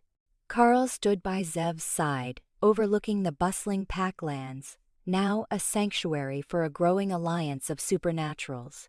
Her hand rested on his arm, the alpha's mark on her neck pulsing with a steady, vibrant warmth. She had woken up in the woods, naked and without memory, a marked anomaly. But she had found her name, reclaimed her past, and embraced her terrifying, beautiful duality. She was not just a Luna.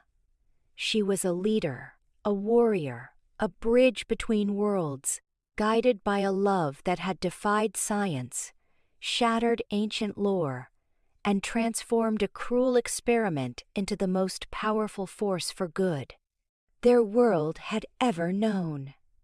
Their shared destiny, once a terrifying mystery, was now a shining, unstoppable truth. The battle for survival continued, but they would face it together, Alpha and Luna, a unified force of love, resilience, and unyielding power. The initial victory against the Order's training facility was merely the first ripple in what would become a full-scale war. Dr. Thorne, thoroughly interrogated and broken, continued to provide critical intelligence, detailing the Order's vast resources, their top operatives, and their insidious plans for global supernatural subjugation. He revealed their primary research facility, a heavily fortified, underground complex disguised as a corporate office building in a bustling human city, a place where they continued to conduct horrific experiments on captured supernaturals. The Crescent Moon Pack, now bolstered by a growing alliance of other wolf packs and various supernatural factions, began to formalize their resistance. Carl, drawing on her scientific background, helped establish a secure, encrypted communication network for the Allied supernatural forces, a vital tool for coordinating their efforts against the Order's, quote, technologically advanced human operatives. She also designed specialized countermeasures, developing new applications for ancient pack wards and rituals, combining supernatural energy with modern technology to create effective, defensive, and offensive strategies. Her unique ability to shift into her powerful, controlled dark wolf form became their ultimate secret weapon. She could move through human territories undetected, her heightened senses allowing her to gather information and neutralize threats with an unmatched precision. She was their ghost, their shadow, feared by the Order but revered by their allies. Zev, as the alpha of the pack that had initiated the resistance, emerged as the de facto leader of the Supernatural Alliance.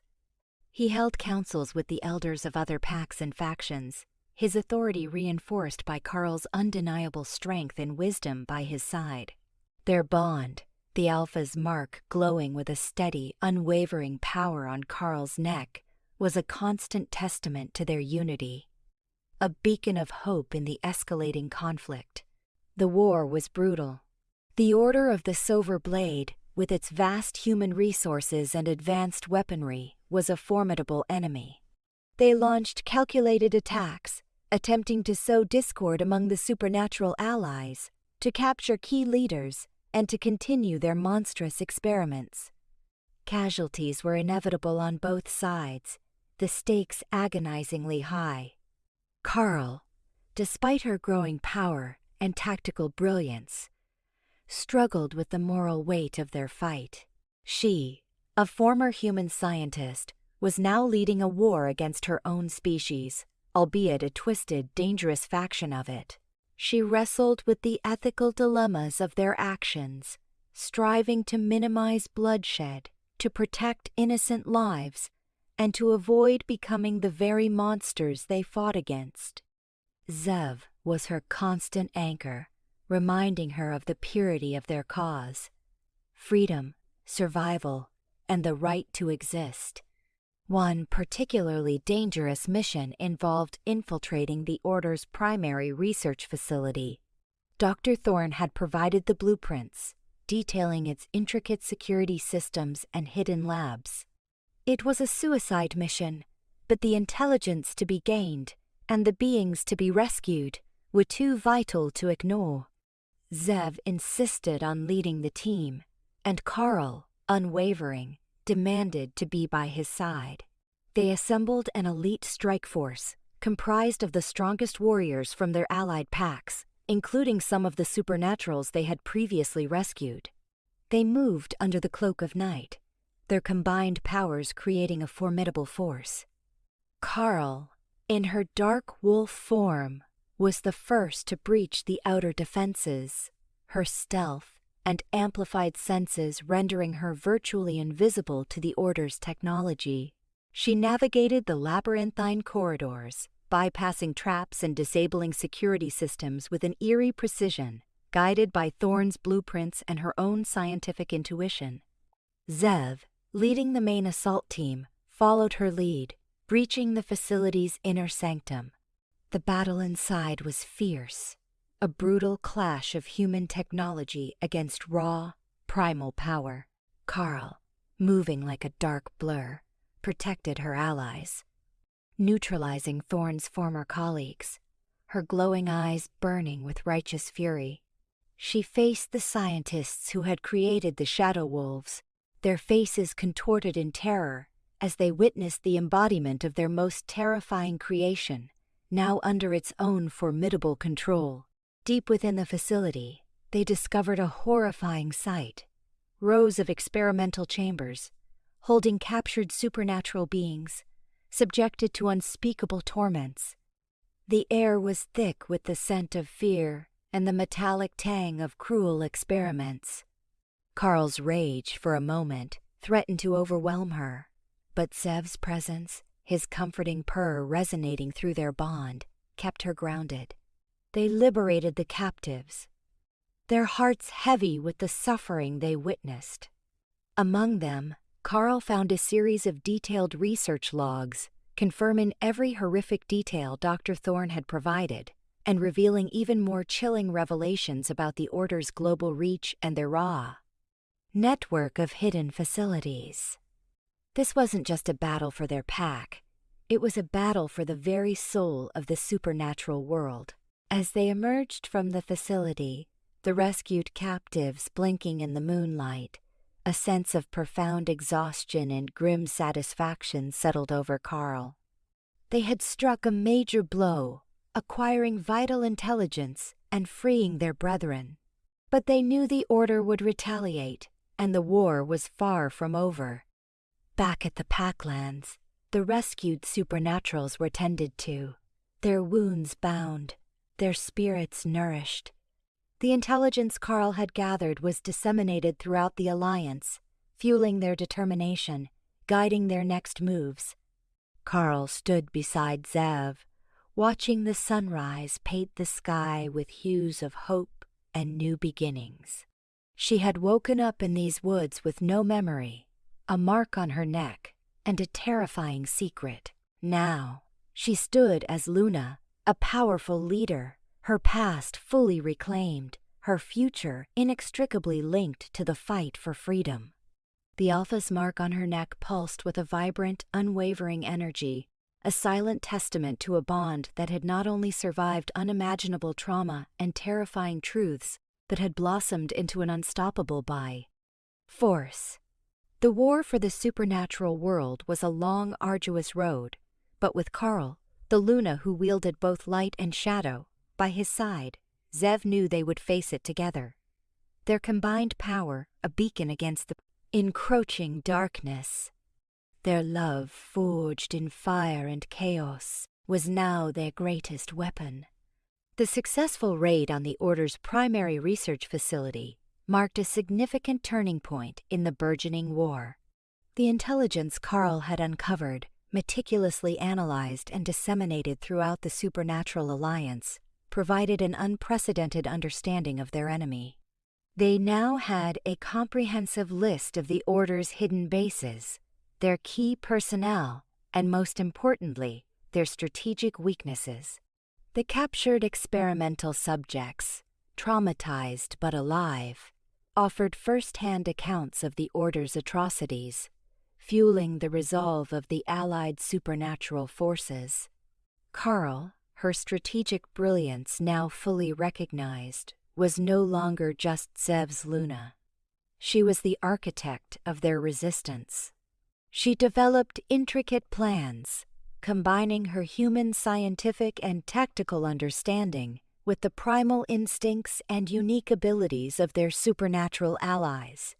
She trained warriors in stealth and infiltration techniques she had learned, and taught the supernatural leaders how to interpret human data, how to anticipate the Order's technological advantages.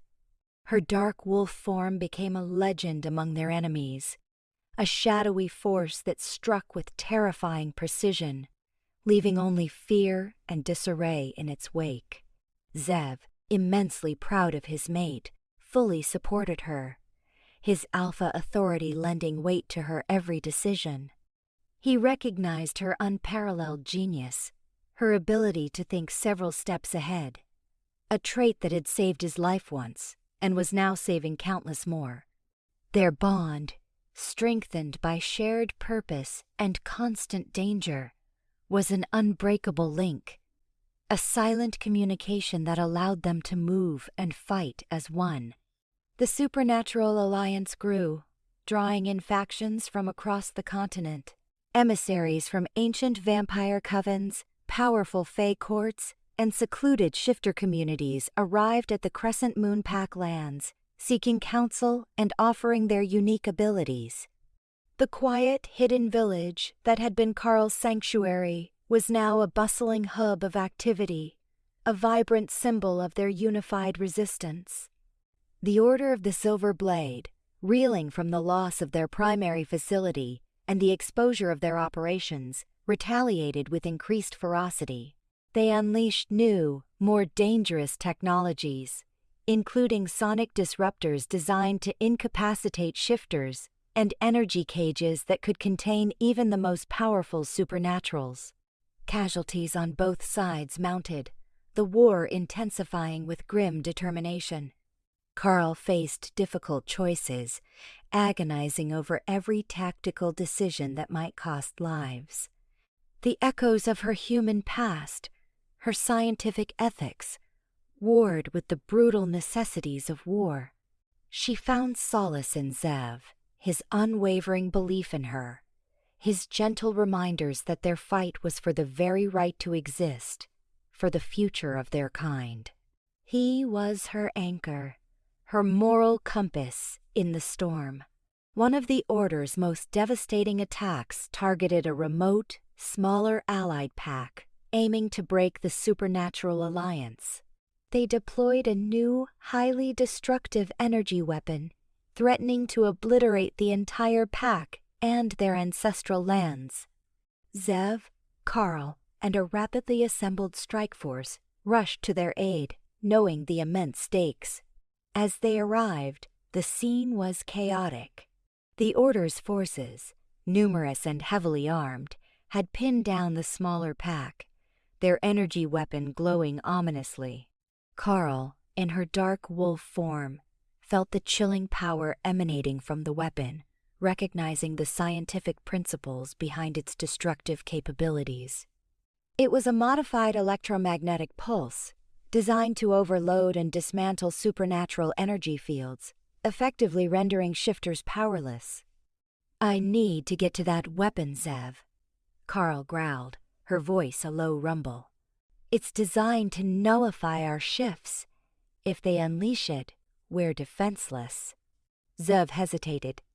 The mission was too dangerous. "It's too risky, Luna. Let me lead." "No," Carl insisted, her glowing eyes resolute. "I understand its weaknesses. I know how they think, and I can move undetected." The Alpha's mark on her neck pulsed with a surge of energy, a silent affirmation of her unique capabilities. Zev looked at her, his heart heavy, but he trusted her implicitly. "Be careful, my love," he murmured, his massive head nudging her in a gesture of profound love and fear. "Come back to me." Carl, a blur of dark fur, melted into the chaos. She moved with incredible speed and agility, dodging energy blasts, weaving through the Order's ranks, her objective clear. The energy weapon. She used her heightened senses to anticipate attacks, her scientific mind dissecting the weapon's design even as she ran. She reached the weapon's core, heavily guarded by the Order's elite soldiers.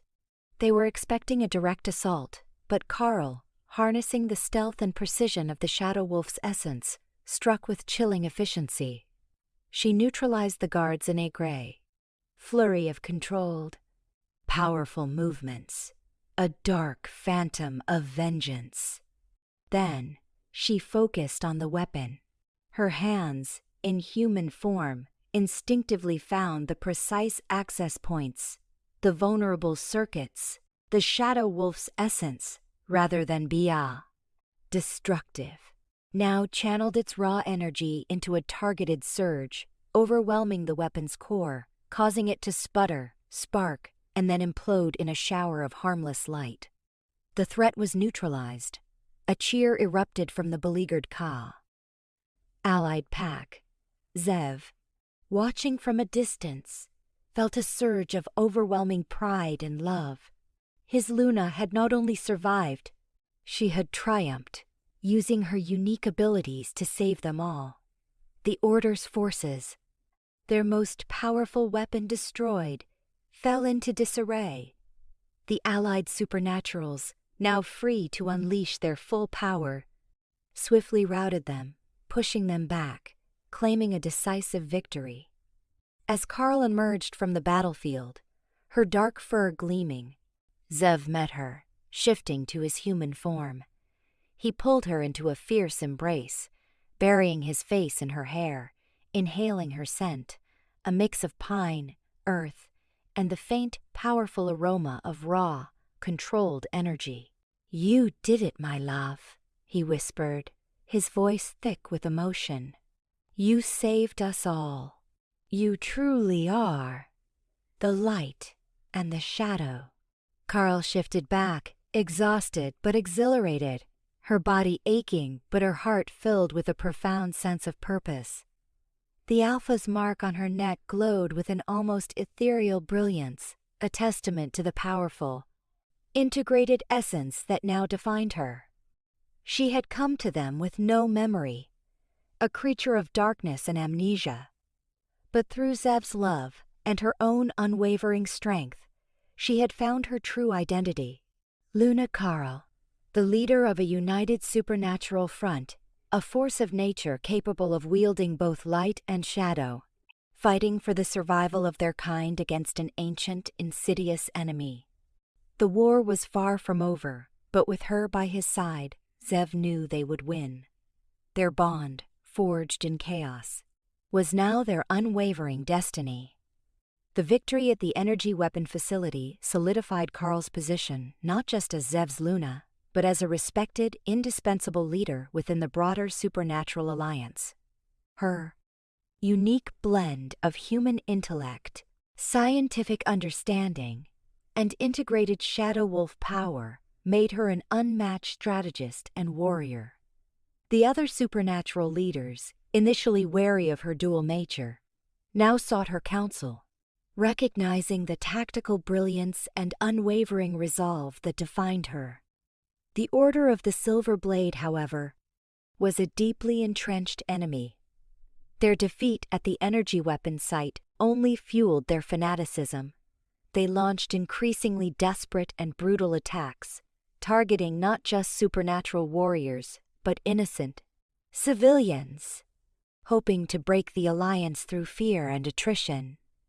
They developed new, more insidious weapons, including biological agents designed to specifically target wolf shifters. Exploiting their heightened senses and pack bonds, the war became a relentless grind, a constant cycle of defense and counterattack, casualties mounted on both sides, the pain of loss weighing heavily on Carl and Zev. Carl, in particular, carried the burden of every decision, every life lost, her human empathy clashing with the brutal realities of warfare. She often sought solace in Zev, his unwavering strength and quiet comfort her only respite from the relentless pressure. Through Dr. Thorne's continued, if reluctant, cooperation, and the analysis of newly captured Order communications, Carl IM uncovered their ultimate plan. A massive, coordinated strike on every major supernatural stronghold across the globe, culminating in the activation of a highly destructive, planet-wide energy pulse designed to eradicate all non-human life forms. The scale of their ambition was terrifying, a genocidal plot that would extinguish entire species. The Allied supernatural leaders, upon hearing the full extent of the Order's plan, were galvanized. Fear turned to grim determination. This was not just a war for survival. It was a fight for the very existence of their diverse species. Carl and Zev convened a grand council, uniting all the major supernatural factions: werewolves, fae, vampires, ancient elemental spirits, and even the reclusive merfolk, all bound by a common enemy. The ancient prophecies spoke of a time of time as spo, great reckoning, a war that would decide the fate of all beings. They were living it. Carl meticulously planned their counter-strategy. She devised a multi-pronged assault, leveraging the unique strengths of each allied faction. The Fae, with their mastery of illusions and nature, would create diversions and misdirect the Order's forces. The vampires, with their speed and strength, would conduct lightning-fast raids on supply lines. The elemental spirits would disrupt their technological systems, causing chaos and confusion. And the combined might of the wolf packs, led by Zev and Carl, would target the Order's central command, their main research facility, and the primary activation point for their genocidal weapon. The plan was audacious, high risk, and demanded perfect coordination. Carl, in her dark wolf form, would lead the infiltration of the central facility, aiming to neutralize the activation sequence of the planet-wide pulse. She would be their phantom, their silent blade, her unique blend of power and intellect the only hope of success. The night before the final, decisive battle, Carl found Zev in the secluded clearing where they had first truly connected. The moon, full and brilliant, cast long, silvery shadows across the forest floor. He was in his alpha wolf form, a magnificent, powerful creature, his eyes glowing with a mixture of determination and profound tenderness as he looked at her. Carl shifted into her dark wolf form, her fur shimmering under the moonlight, her own eyes glowing with a fierce, unwavering resolve. She nuzzled against him, finding solace in his solid presence, in the silent language of their bond. "We face a great challenge tomorrow, my Luna." Zev's voice resonated in her mind, a deep, comforting rumble through their mental link. "But we will face it together. Always." "Always," Carl responded, her own voice strong and clear in his mind. "And we will win. For our pack, for our future, for all of us." The final assault was a maelstrom of chaos and calculated precision. The supernatural allies struck simultaneously across the globe, throwing the Order into disarray. Carl, leading a small, elite team, infiltrated the heavily fortified Central Command. She moved like a phantom, her heightened senses detecting every trap, every hidden guard. The Shadow Wolf's essence within her hummed with potent energy, a powerful controlled force that allowed her to bypass even the Order's most advanced security measures. She reached the heart of the facility, a massive underground chamber housing the planet-wide energy pulse weapon. Dr. Thorne's blueprints were accurate, but the security was even tighter than anticipated. She faced the last line of defense, the lead scientist of Project Nightfall, a cold, ruthless man, and his personal guard. The scientist, recognizing her, sneered, unleashing a wave of sonic disruptors, hoping to incapacitate her. But Carl, prepared, channeled the Shadow Wolf's energy, creating a counter-frequency, absorbing and redirecting the sonic waves, turning them against their source. The guards crumpled, incapacitated.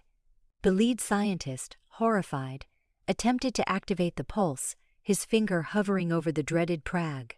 Button. Carl lunged. A blur of dark fur, her fangs snapping inches from his throat. She pinned him down, her glowing eyes burning into his, conveying a silent, primal threat. "You will not destroy us," she growled, her voice a deep, resonant rumble, both human and wolf, laced with a terrifying authority. "You will not control us. We are free."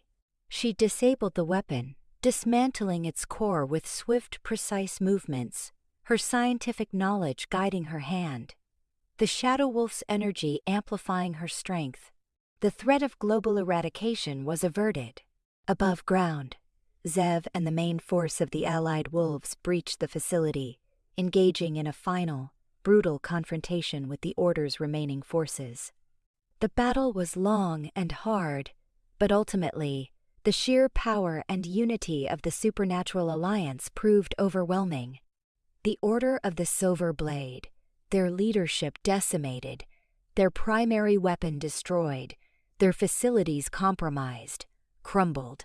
The war, a terrifying chapter in their history, was finally won. In the aftermath, the supernatural world slowly began to heal. The rescued captives were reintegrated, the devastated lands restored. Carl and Zev, Alpha and Luna, stood at the forefront of this new era, leading the efforts to rebuild, to forge lasting peace between species, and to ensure that no such threat could ever rise again. Carl often looked at the Alpha's mark on her neck, no longer a mysterious brand, but a symbol of her incredible journey. She had woken up with no memory, a terrifying secret, and a hidden power. She had discovered she was a human scientist, an unwitting pawn, a vessel for a dangerous essence. But through love, resilience, and unwavering courage, she had embraced every part of herself, transforming darkness into light, fear into strength. She was Carl, the Luna, the strategist, the warrior, the bridge between worlds, and Zev's mate. Their bond, forged in chaos and sealed in battle, was the foundation of a future where all beings could finally live free, their love an enduring beacon in a world forever changed.